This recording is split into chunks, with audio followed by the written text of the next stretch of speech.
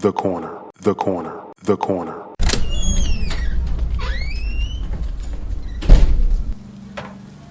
Hey, welcome. Come on into Cousin Ed's Corner. This podcast is where you'll find real, authentic conversation, organic conversation, unscripted, unfiltered conversation, like you're home with your cousin. It's all about life. It's about finance. It's about spirituality. It's about love and everything in between. I'm your host, Cousin Ed. I'm excited to bring you along on this journey. So sit back and listen in as we dive into a wide range of topics. I have some diverse guests coming on with an array of thoughts and opinions.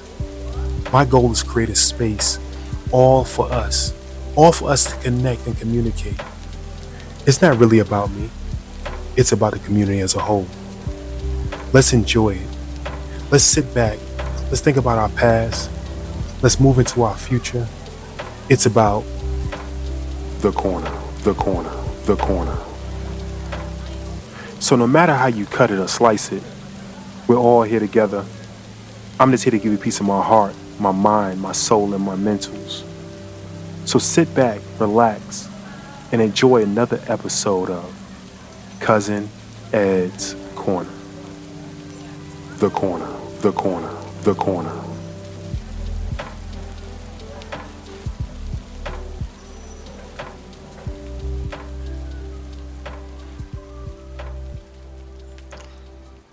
What's good, people? How you doing out there? This is Destrin checking in from the Braiding podcast. We're here with Cousin Ed of Cousin Ed's Corner. What we wanted to let you know is, number one, we appreciate you checking in with us. We appreciate you liking, subscribing, and supporting the platform. We also wanted to let you know that this is information. This is used for informational purposes only. This is not financial advice and should not be used as such. Please consult your financial advisor should you feel the need to make an investment decision, a financial decision, or a decision that may be impactful to your family from a tax advantage standpoint. What we want to do is bring you content that is eye-opening, glaring, and also provides you the opportunity to explore, ask better questions, and be better prepared for the opportunities that await you. Again, this is Cousin Ed's Corner, and we hope that we can be of service to you. We love you. There's nothing you can do about it. Yes, sir. Yes, ma'am. Yes, ma'am. Yes, sir. What's going on, fam? What's going on, fam? We are back. We're back again. I am sitting here smiling. I'm sitting here in joy. I'm happy.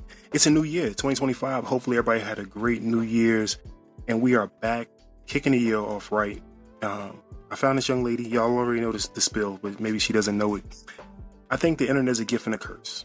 I was never on social media for many years, and when I got on, I started finding people such as this young lady, and I was like, man, it's a lot of amazing, especially sisters out here doing a lot of big things, but amazing people doing a lot of things, and we have the honor of having some of them on the show, and today we are blessed to have this, I'm gonna say this young lady on.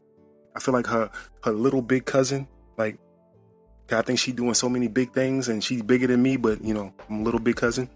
I'm glad to have her on. I could, like I always say, I could read bios, but I'd like for you to hear for yourself what these individuals, these monsters in the game are doing.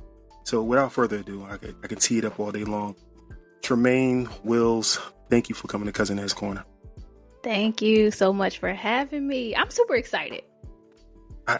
You know what? So everybody who hasn't recorded or hasn't been on the show, it's like a Zoom call. So we're sitting here face to face, and I like to keep it organic, and I like to, I don't like to ask any questions ahead of time. I like to find out while you're hearing this, everybody, I'm hearing the same thing. So I don't like to ask any questions up front.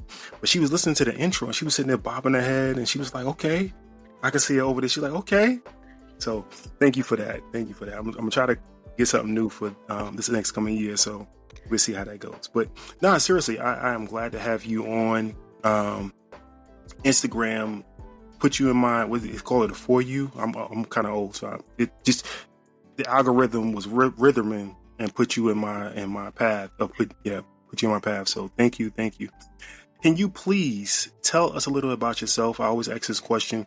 I don't want to hear the pamper story, right? I don't want to, when I was a baby, I started, But I did hear a story about you, about some businesses you had early. So if you can tell our fam, I like to say audience, tell the fam about yourself and what got you to the point you are today, and we'll move forward from there. Yeah. So, you sure I can't go all the way back to diapers? I don't remember that far back, so I won't go back. But, so I am a financial planner. I run a financial services agency. But before that, I was a hair braider. What happened?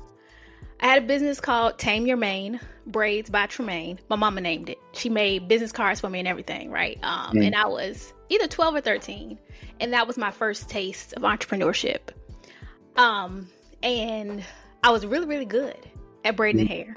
Really good at making fast money, but even better at spending it. So I didn't have a good understanding of what it meant to save and to, not have to work in order to have money to buy things. And I liked buying things. Mm-hmm. So I kind of got to this point where I got tired of hearing, do you got McDonald's money? And mamas be saying no all the time. And I wanted to have money. And so when I went to college, that's what I did. I figured out, what is the major where the people have money? And it was business. So I got a business degree and went to learn about investments and finance. And that's how I kind of got to where I am today. It's because I didn't know stuff and I wanted to know what other people knew. Mm-hmm. And so I figured out how to get that information. Excellent. So what was your degree in? You said business administration. Yeah. So I went to Hampton University, and I did the 5-year MBA program. Oh man! So you came out with your MBA. I went straight through. Yes. Excellent. You look like you just got out this year, so I'm not going to ask anything like that. So, how long have you been doing this financial planning, and how long have you had your business? Yeah. So I've been in business since 2014. Okay. And I've been in this industry since 2011. Oh, man. So, yeah, seems like a long time when you say it out loud. And I see that you focus on help. I heard that you focus on helping other sisters. I'm gonna say sisters because sisters in business is what we promote and sponsor. Other sisters try to be financially free and also retire early. So That's how did right. that come about with that passion to help other sisters? Ooh, how long we got? We here. So primarily it came from watching my mom.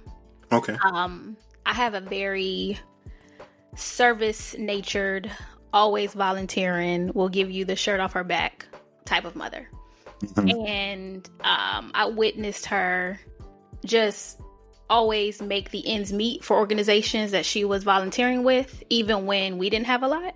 Mm-hmm. And so it got me to thinking, like, what would it look like if people like her had more access to information and had more money?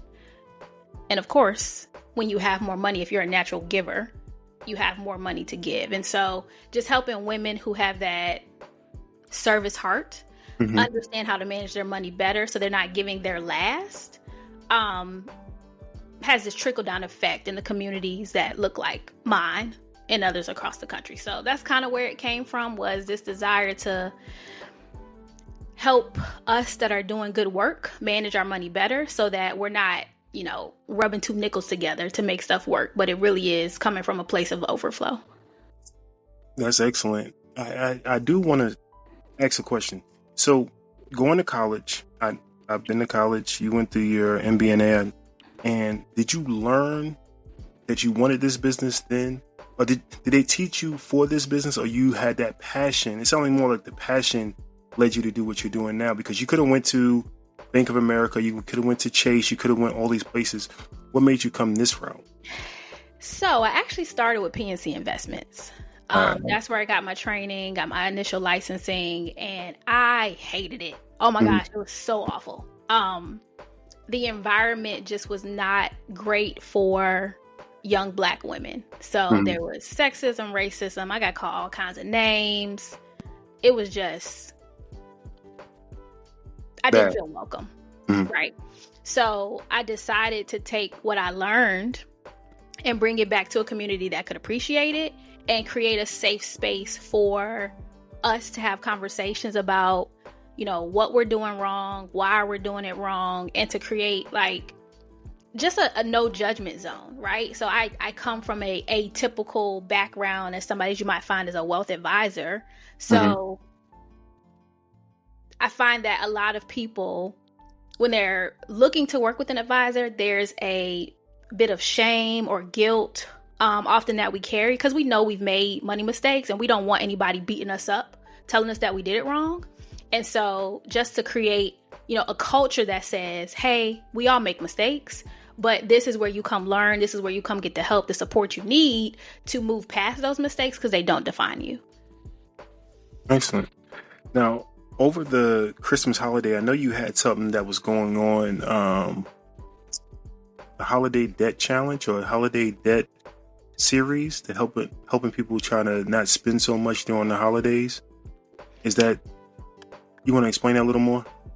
So I probably created some content around not going into debt over the holidays, just identifying that it's important to have a budget, but to not break your budget to create a Christmas or holiday experience. So many people are going to go into the new year with credit card bills just from buying gifts. And the idea is to help us break this cycle, right? You can create a wonderful holiday season without incurring debt. So the purpose of the content is to really just start the conversation and kind of break this cycle of doing a whole bunch of spending, from November through December, and then you got to take January through October to fix it, and then you start the cycle again. So that's kind of where that came from. I've been considered a Scrooge because I've gotten away from holiday spending and holiday buying for that same reason. That's what actually, I think that's what drew me to you was the holiday post you made. And you had something called a sinking fund. Okay? Yeah. And I'll paraphrase, but I'll come back to you. And this is what I explained to my family. We do a big gathering and we have these, it's not a lavish, it's not big gifts. You get 25 here to 30 here, small gifts, but it adds up. And I'm like, if we just take 1 year and put that money away, or we find a better way than wait until the end of the year and spend it, we can do better things with it. And I talked about, I remember going to Disney as a kid, right? Went to Disney, we spent all the money, but I don't remember anything from Disney. I just remember the pictures, right? I remember going there. I remember the mouse, the dog, and all the, what's that, Daphne? What's the dog? I can't remember the dog name. Goofy. I remember all of that, right? But if you think about that year we do the math on how much money they spent that year to take us down there for memories that I vaguely have, they would have saved that money and put it towards an investment vehicle. What would we have now as a family? So I spoke on that, and I was thinking about what you said about the sinking fund. If you could explain more, elaborate more on ways to do that and why you thought it was important, and why is it important? Why is it important to do that? Yeah, so a sinking fund is a way to accumulate a mass of money that has an intended purpose without it disrupting your day-to-day spending, right? So there's a couple reasons you might want to do a sinking fund. One, of course, saving money for the holidays. Another might be to save money up for annual or semi-annual premium. So instead of paying like insurance every month, if you switch to an annual premium, you typically can save. And so you set money aside every month in this sinking fund as if you were making your monthly premium payment. So that way, when you get to whatever the due date is, you have the full annual amount. So it's a great way to plan and be strategic about what is it that I'm trying to accomplish throughout the year, and not have these large chunks of money that you have to figure out where's this money going to come from because you weren't prepared for the upcoming bill. Well, like I said, you look a little younger. For everybody out there who's a little older, y'all may remember our grandparents had these Christmas club funds.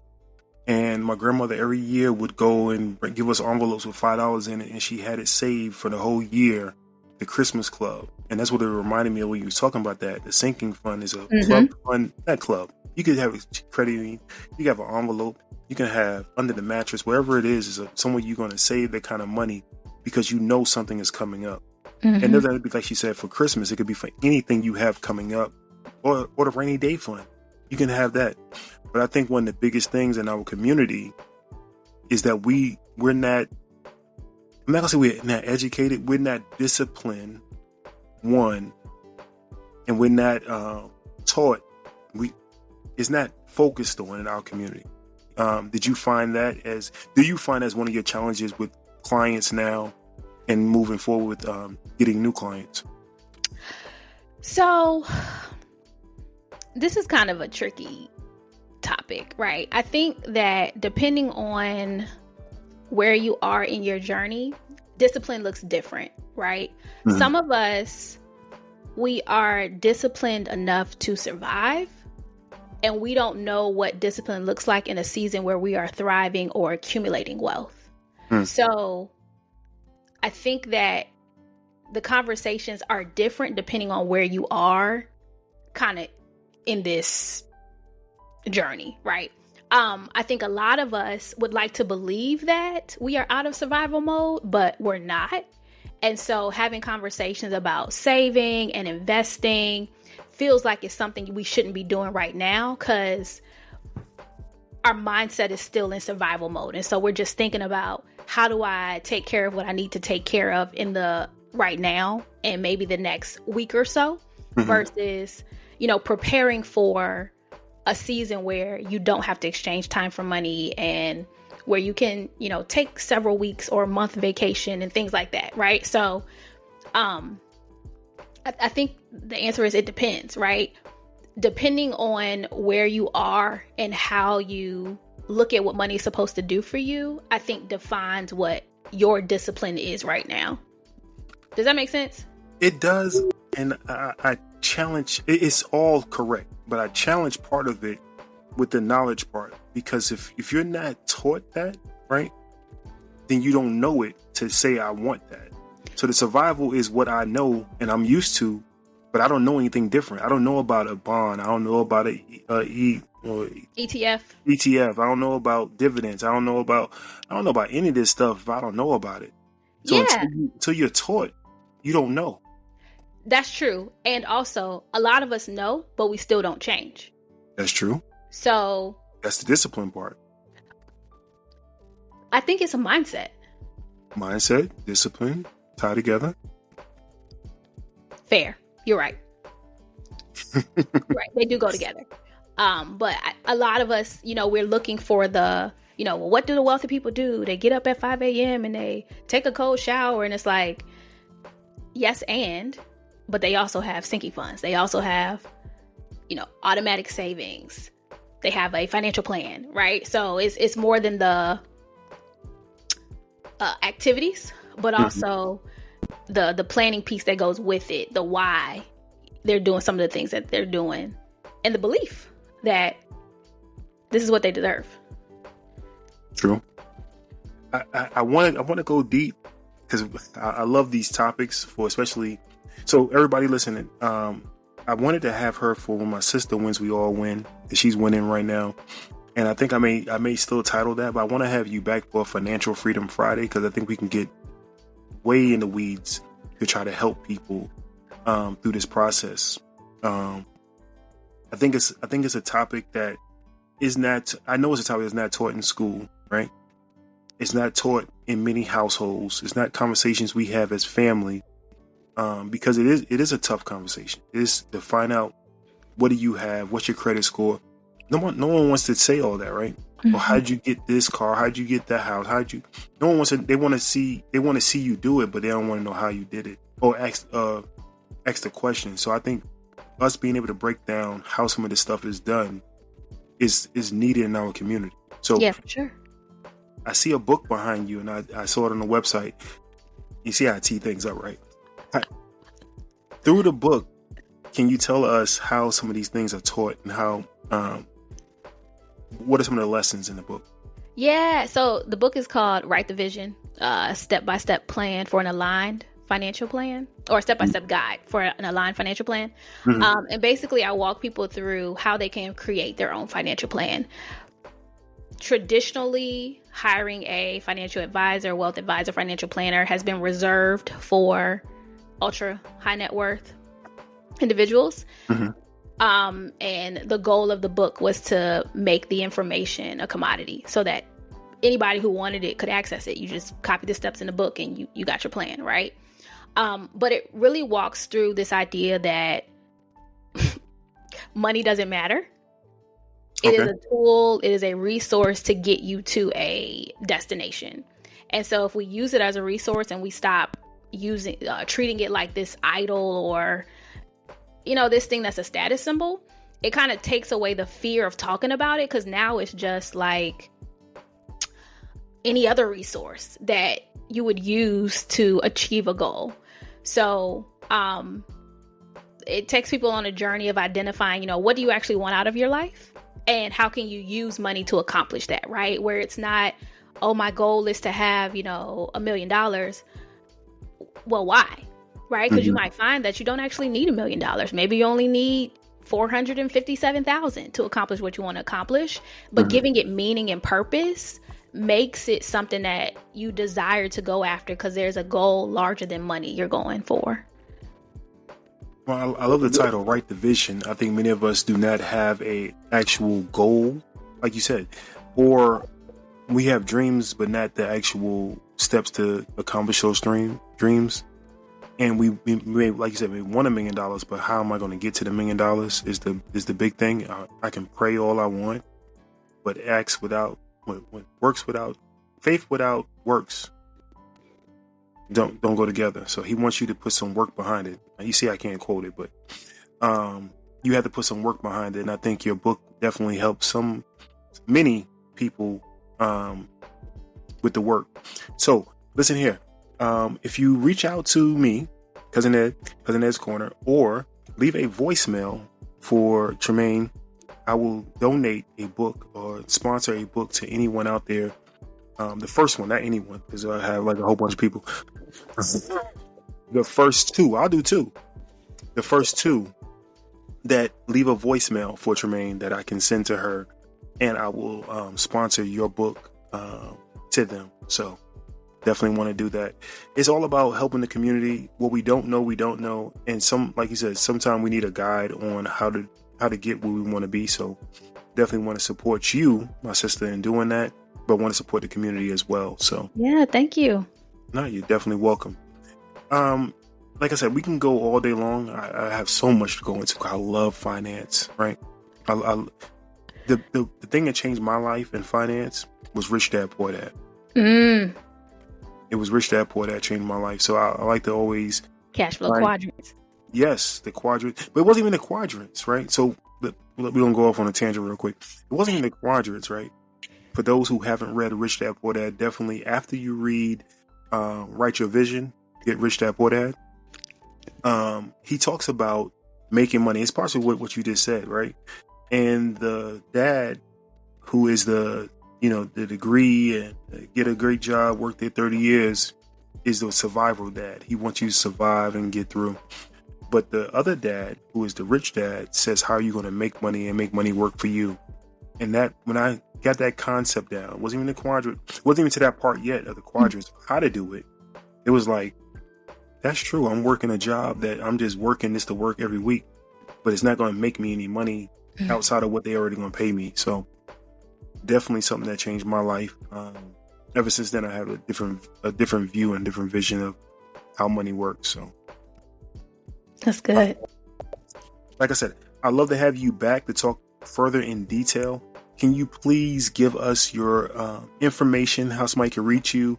What do you actually provide in reaching out? I see you have some free discovery call. What do you provide for that? And what's detailed in your services? Yeah, so you can find me on every single social media platform at Tremaine Wills. My website is www.mindovermoney.net. And I have quite a few free things, right? I definitely think I'm service oriented like my mama, but I do a free consultation to kind of help people out, figure out where they are and what they need. Sometimes we think we need one thing, but until we talk to a financial professional, we realize that's actually not what I need right now. So during that discovery call, it really is, asking questions to identify what goal are you trying to accomplish, and then pointing you in the right direction to accomplish that goal. So that's what that call is.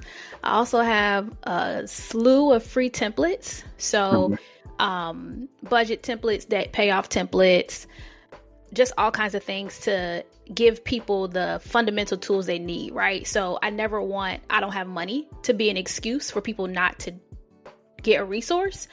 So in lieu of having the money, you have time. So you can spend your time using the free templates to get whatever outcome you need to reach. Discipline. Yeah, get off of Netflix. Thank you. Yes, so use the discipline, use your time to, get up an extra hour early, hang out with Tremaine online, use the budget, use the free templates, set up a schedule. How long is the free call? 20 minutes. 20 minutes. I promise you spend more time on TikTok and Instagram than that 20 minutes, right? Last night, I think Beyonce halftime, it wasn't that last night. It was last week. Beyonce's halftime performance was more than 20 minutes. So you can spend that same time going through a free call. So I'm just saying. Fair. Yeah. I mean, it's all discipline, to tell the truth. At the end of the day, it's all discipline. Once you have the knowledge, it's all discipline, right? That's right. I grew up with libraries. We didn't have internet yet. And you would have to go to a library. If you didn't go, you didn't get it. So it's discipline to step out and do the things you want to do. So just a little tea. All right, back to this. Listen, if you want to reach out to Tremaine, please be sure to reach out to her on all social media platforms. Be sure to get your free copy of her book, First Two. To send a voicemail, go to cousinedscorner.com. That's cousinedscorner.com. Go there, leave a voicemail, top of the page for Miss Tremaine. Also, you can text, DM me 762-333-2032. That's 762-333-2032. Any way possible, reach out to her. Get your financial plan going for 2025. Let's make sure that this is the best year ever for all of us. And it's not about only you, it's about your whole family, your community around you, to make sure we're doing the right things. So, Tremaine, I thank you. Thank you for answering the text, the thread, the email, whatever it was. Thank you for coming on Cousin Ed's Corner. You are now family. The key is under the mat. The brown is under the cabinet. The clear is up top. The cups are on the counter. All right? Help yourself wherever you want. Thank you so much for having me. The brown is under the cabinet is hilarious because that's where my mama keep hers too. Definitely. Fam, we out of here. Love y'all. Nothing you could do about it. Peace. This is Tremaine Wills of Mind Over Money at www.mindovermoney.net. And when I'm not creating comprehensive financial plans or working with business owners to get their bookkeeping and taxes in order, I am listening to Cousin Ed's Corner. Thank you for listening to Cousin